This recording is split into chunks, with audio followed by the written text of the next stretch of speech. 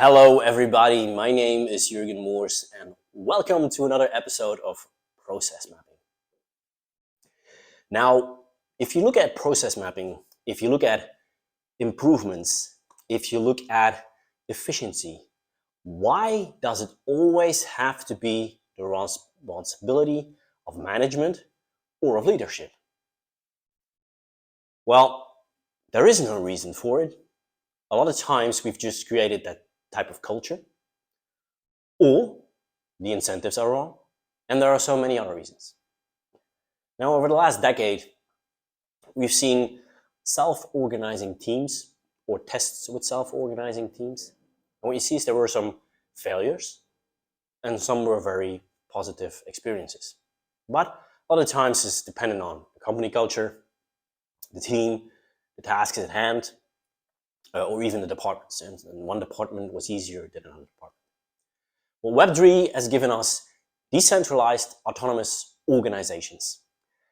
And we can link this to self-organizing teams or to process mapping to take away that responsibility of just leadership and management for efficiency and improvements.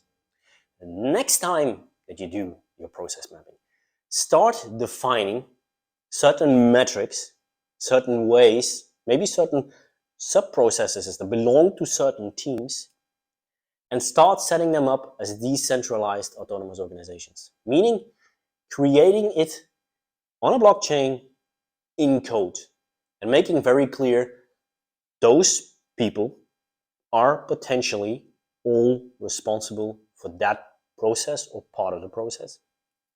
These are key metrics, and these are the outcomes that in the long term, 5 years, 10 years, maybe even further, we want to reach.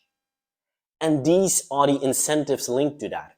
For instance, you are responsible for a manufacturing chain, and everybody working on that manufacturing can take part in that efficiency process or on this process mapping. What you see is that never ever everybody will take part. There are people who have a lot of ideas or a lot of energy and are really enthusiastic about doing that. And there are those who are just surfing the flow. But in the end, they all want to have the same incentive, which would not be fair. Because you created a decentralized autonomous organization, and because you put it in code, it is very clear to everybody, well, if we reach 1% each year, we will get a certain incentive of, let's say, 1,000 euros in total as a group. At a milestone of 5 years, or 5% or 10%, you can even enlarge it. And because it's a decentralized autonomous organization, everybody can take a stake in it or tokens in it by the time this person invests in it, or by the commitment this person invests in it, or by convincing and testing certain aspects. And the more tokens you gather, the more you can profit from this incentive that you in the end reach. And most of all, because everything was defined when you made your last process map in advance, everybody knows how, as a decentralized autonomous organization, because it was written in code, it is very transparent, what the goals are on the long term and what they can do to reach incentives that are linked to it.